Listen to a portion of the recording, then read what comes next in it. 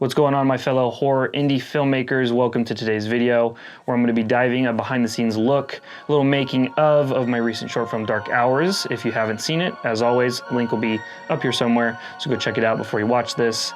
And yeah, let's get right into it. So for this video, I thought to kind of break it up into a different way and a different structure than I usually do my making of videos, where I'm gonna actually go down the process of the stages of filmmaking. So like go from pre-production to production into post-production, and you can see in each stage kind of like what I was thinking and what I did to make this film. So hopefully this is gonna be kind of a cool new structure that I'm gonna try out for these new making of videos. So jumping like right into pre-production, the idea for this film was actually really simple, very simple idea, and actually got inspiration from my interview with Ryan Godoy, who's an indie horror film director on YouTube. Link will be above. Go check out that podcast and his channel. So that'll be all in the description. Go check him out because he's really talented. But when I was talking to him on the podcast, he had a cool little tip that he gave where when he goes to locations that he's going to film in, he'll just sit in the space for a little bit and start to think like what can happen in this location. So I thought that was a cool little tip. Here's a little part of that podcast where he talks about that. If you can go to a location that you're going to film at when it's dark or something, and just sit there for 10 minutes and let your mind wander and think about what would be like, just think what would be the worst thing that could happen right now. Right. Just look around and build off of that. So literally I just took that little tip that he gave and sat in my living room, because that's obviously the location I had access to for this film, being that we were in quarantine when we filmed it, so it was the easiest location I had access to. So I literally just one morning woke up, sat in the couch, just drinking my coffee, and I just kind of looked around and thought, what is the worst thing that could happen here in this space? So once I kind of had that concept and that idea of this creature coming out of the fireplace, I took that and then I went and made my shot list and my beat sheet. So the shot list is pretty obvious. It's just a list of all of the shots with different focal lengths, different angles, and even some notes of like what I'm trying to accomplish with each shot. And that just helps keep me on track and keeps me remembering of the coverage that I need to finish this scene. And then the beat sheet's pretty simple because it helps me figure out all of the different beats within the storyline. And that's why the beat sheet and the shot list go hand in hand for me, because I'm constantly looking at my beat sheet and making sure that my shot list with my coverage is kind of matching with that. And I'm almost like doing a pre-edit before it's even shot. All right, so at this point, I had my beat sheet, I had my shot list, I had my story, I knew it was gonna happen, and I even had my actress. So I went into the set, which again is my living room, and I wanted to make it look different. So set design was going to be a crucial part on making, I think, the film look unique in its own right, even though I filmed in this location like probably 10 times. So me and my set designer, we kind of went back and forth on different ideas for the set, and we kind of landed on this grandma feeling house, because my mom has a bunch of little ceramic knickknacks, and I'm pretty sure most of your guys' grandmas or grandpas do, and they always have that kind of thing in like a china cabinet laying around the house. So we took that opportunity and just put that stuff in the set and made it feel kind of almost vintage, just because even with the color palette and all of the other elements in the film, the old radio, we wanted all of the set design elements to kind of be around that idea. And then when I was on set, I decided to kind of kill two birds with one stone and do some test shots, just get my angles right, kind of just figure out where I'm going to place the camera for these things that are on my shot list. And I think that's a crucial step when doing short films or just filmmaking in general, is that doing like a day ahead or like a week ahead of just doing test shots in the location, hunting for those angles, and just really trying to dial in where this camera is going to be placed on the day of production. And that was pretty much all I did for the pre-production elements. Just got all of the necessary documents, my beat sheet and shot list, got my idea, and did some set design and test shots. So now moving on to the production side of it, this was very limited crew. And I mean, obviously, like how I said, this was shot during quarantine a few weeks ago, so I didn't have access to a bunch of crew members. I had to pretty much do everything myself, except I had one friend come over to help with everything. And I just had my one actress, which is my girlfriend. So it was pretty simple, really low crew, 2 people behind camera and doing stuff on set and 1 in front. And that was it. That was literally all I had for this film, as in essence of a crew and a cast. Now my lighting setup was very simple. You guys know that I like to light practically and just enhance those practical lights. That's just my way of lighting, and I feel like it feels grounded, it feels realistic, and it feels natural. So I kind of did that same concept where I had a practical lamp as the key light for her, and I just had a boomed over softbox on a light stand, giving like more enhanced light. You could position that and move that really to get a nice wrapping around her face. So that was one thing that I tried to do to just enhance the close-ups. And then I had another light that was in the living room, but it was over way off camera, and that part of the living room never like saw we didn't even do any set design on it because the camera was never going to see in that area. And we just put some more of those same bulbs from the lamp so it all matched up, and we just bounced that off the ceiling. And so I just wanted some ambient fill light just to bring up the blacks so I can gather that detail but then crush it later in post.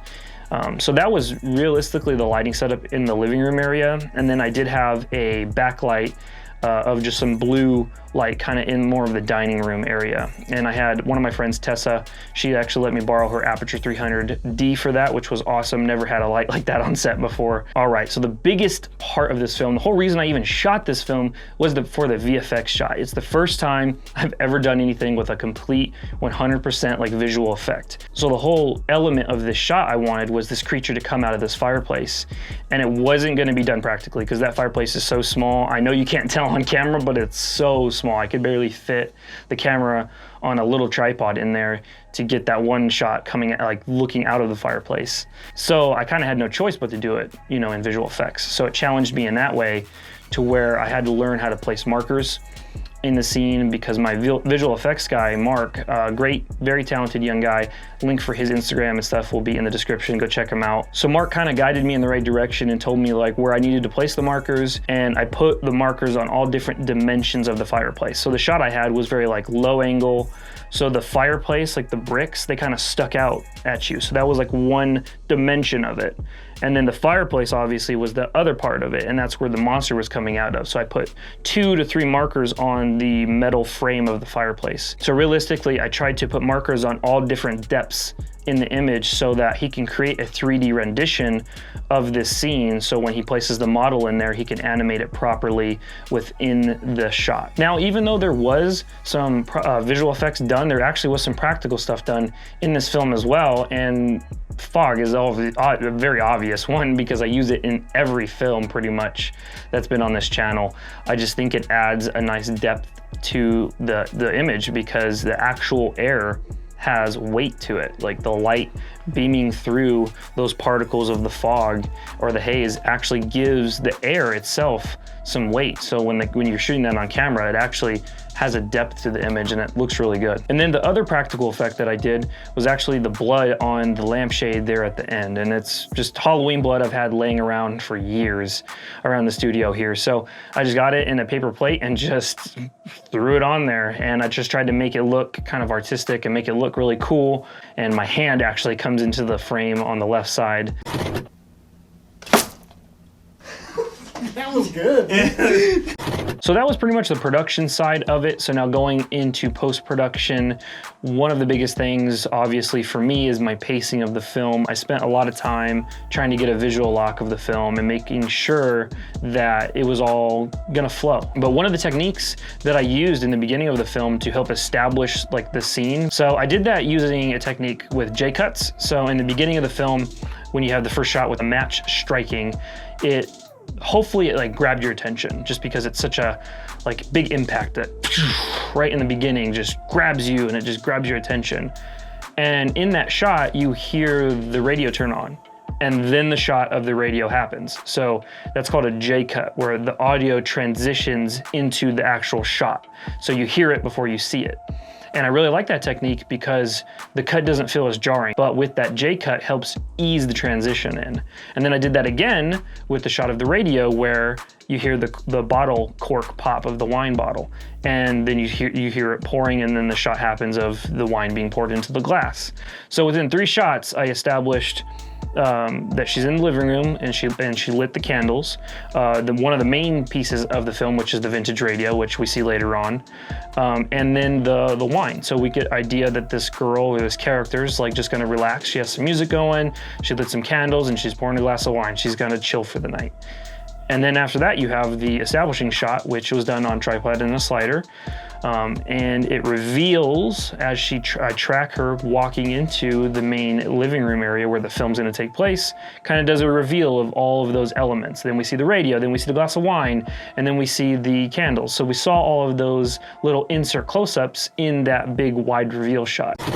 So why I wanted to do these, and I do this a lot with my films where I like to start off the film with like really close-up like details of items that are going to be a part of the scene. So, like for instance, in this scene, the glass of wine is a big part of the scene. So, I want to get a close-up detail for pouring a glass, so the audience knows, like going into the main part of the setting, what is going on. Gives just more context.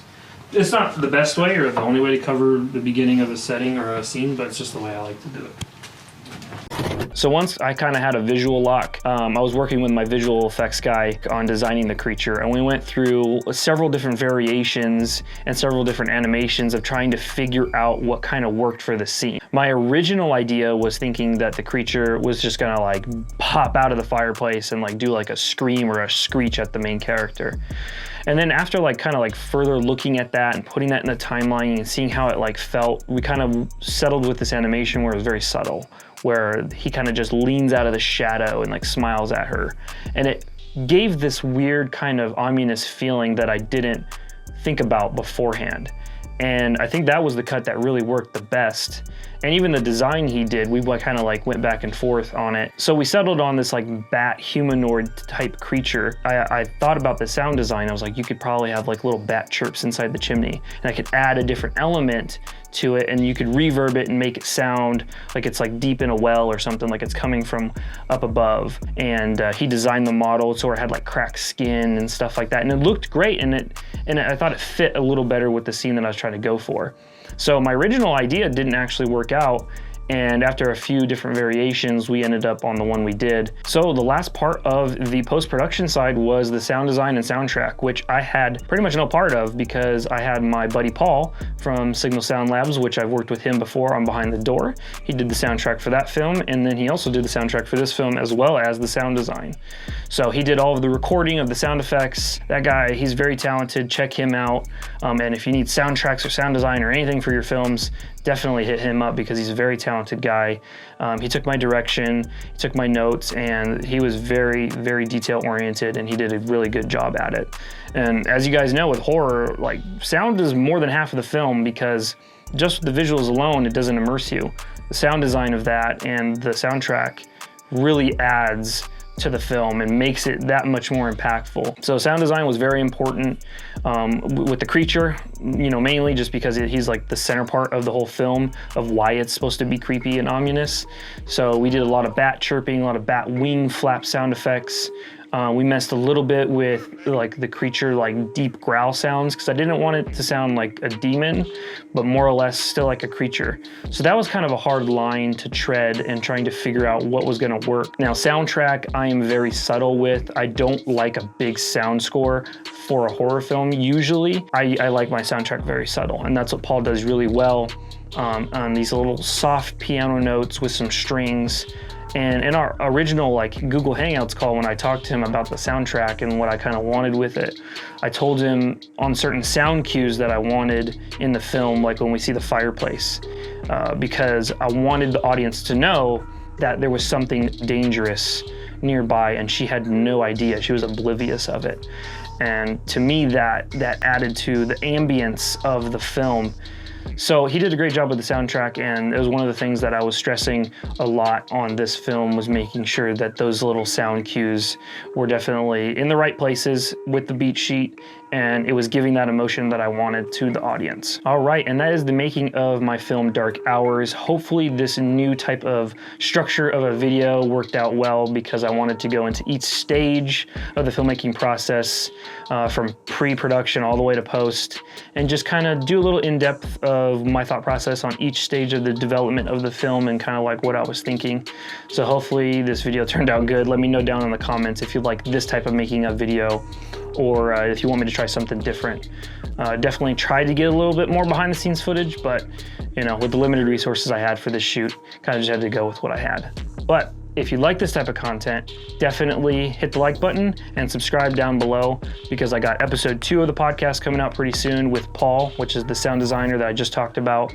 I'm going to be filming a new short film pretty soon, and that's going to have another making of video. So I got a bunch of different types of stuff that I want to put on this channel. So yeah, stay tuned for that, and I'll see you guys in the next video.